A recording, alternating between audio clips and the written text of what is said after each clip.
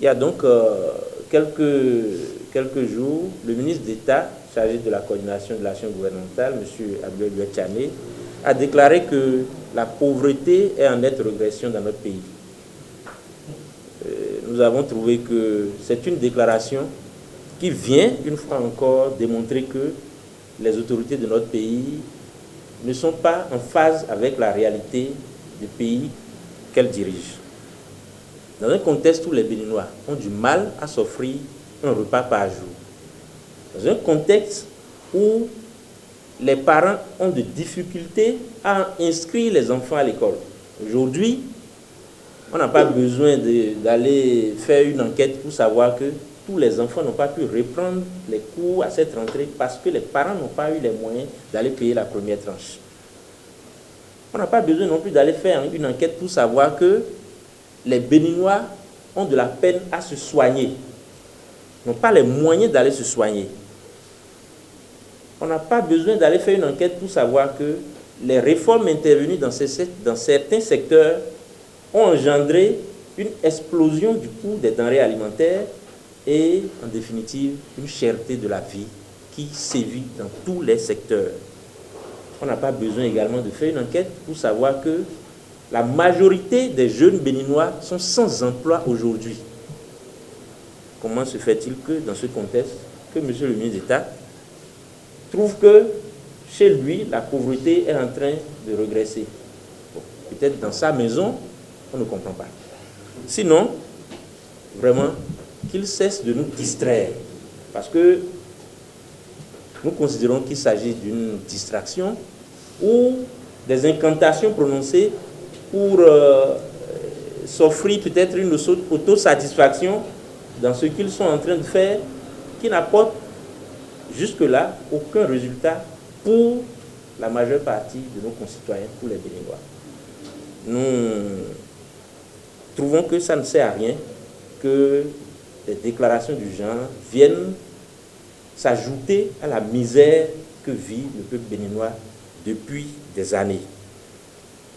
Dans le contexte où des licenciements massifs continuent de s'opérer, des sociétés d'État en voie de fermeture, d'autres déjà fermées, dans le contexte où nous peinons à voir une seule entreprise étrangère d'investissement venir s'installer et faire des recrutements massifs dans le pays, a-t-on besoin d'aller, je ne sais pas, faire des enquêtes pour savoir que la pauvreté a gagné toutes les couches socio-professionnelles du pays et que les politiques publiques mises en œuvre depuis leur avènement n'ont pas encore porté leurs fruits.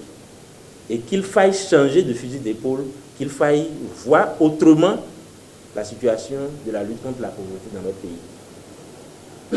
Nous voulons vraiment inviter cette fois-ci le chef de l'État lui-même à se pencher sur la situation de la jeunesse. Parce que si ça continue à cette allure, il y aura explosion quelque part.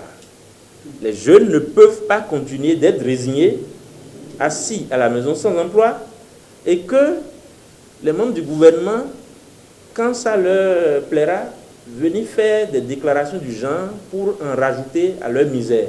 Ce n'est pas concevable. Nous voulons que le gouvernement tout entier, avec son chef, puisse s'asseoir et repenser la question de la lutte contre la pauvreté, la question de la misère de notre peuple, la question de la souffrance des jeunes sans emploi, qui chaque année continuent de croître et qui ne savent à quel sein se vouer. Donc voilà, et chers amis, sur la question de la déclaration du ministre d'État Abdoulaye Tchane, ce que nous pensons dire, vous dire, et l'appel que nous avons voulu lancer également aux autorités, qu'ils puissent, sans délai, s'asseoir et trouver un moyen de faire cette lutte contre la pauvreté qu'on est en train de scander depuis plus de 5 ans et dont nous ne voyons pas les résultats. On n'a pas besoin d'aller faire des enquêtes, on n'a pas besoin de se conforter sur des statistiques issues des gens qui sont assis en cravate dans les bureaux. Aujourd'hui, tout le monde voit, vous voyez avec nous, avec nos compatriotes, que l'école béninoise se meurt. nous sommes presque constamment sur le terrain. Nous en revenons d'ailleurs. L'école béninoise se meurt sous les yeux impuissants de tous les acteurs, des parents, des enseignants et les dirigeants qui nous regardent. Il y a quelques années, c'est nos dirigeants qui ont créé ce corps qu'ils ont appelé aspirants pour venir en rescousse, réponse du moins à la situation criarde du manque d'enseignants que nous avons. Comment peut-on comprendre que l'État, qui est le premier employeur crédible dans un pays, puisse recruter des gens qu'il paye à la tâche 9 mois sur 12 de l'année? Déjà, ça pose un problème. Non content de cela, ces enseignants reprennent les cours et jusqu'à date, jusqu'à l'heure où nous parlons, n'ont reçu aucun franc. Comment voulez-vous que quelqu'un qui a des difficultés à manger chez lui, qui a des difficultés que lui-même n'a pas pu inscrire ses enfants, puisse aller donner des cours à d'autres enfants? On n'a pas besoin, même si on est sorcier, ça, on sait que ce n'est pas possible. Même quel que soit le cœur de l'homme ou de la femme, qu'il ait ces genres de difficultés chez lui et qu'il sorte pour qu'on lui demande d'aller donner le meilleur de lui pour encadrer des enfants, ce n'est pas possible. Et dire que ce n'est pas une situation inédite, que ça court depuis des années maintenant et que le gouvernement dans son ensemble n'a pas pu trouver une solution et que cette situation perdure, à la limite, nous nous demandons si c'est fait exprès pour que l'école continue de mourir. Sur cette question des aspirants, nous voulons appeler la responsabilité du gouvernement, qu'il se penche sur cette question une fois pour toutes. Parce que malgré ce nombre d'aspirants appelés à la rescousse pour notre système éducatif, il reste que les enfants ont toujours un déficit criard d'enseignants. Donc, le minimum, c'est de prendre soin de ces jeunes qui ont marqué leur volonté à venir accompagner les enfants en dépit des difficultés qu'il y a.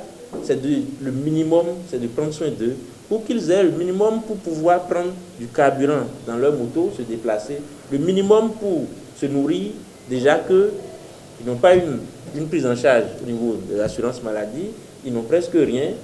C'est comme s'ils sont en train de faire un travail au noir, comme si, je dis.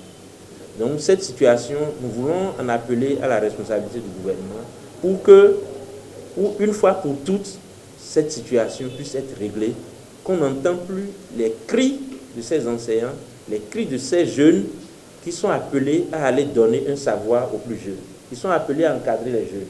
Si ça continue, on se pose des questions sur ce qu'on veut réellement de notre système éducatif. Pendant qu'on veut régler un problème du chômage, pendant qu'on veut améliorer, on dit on a marqué la volonté d'améliorer le système éducatif, il est inconcevable qu'on traite ces jeunes qui sont venus à la rescousse pour aider, qu'on les traite de cette façon.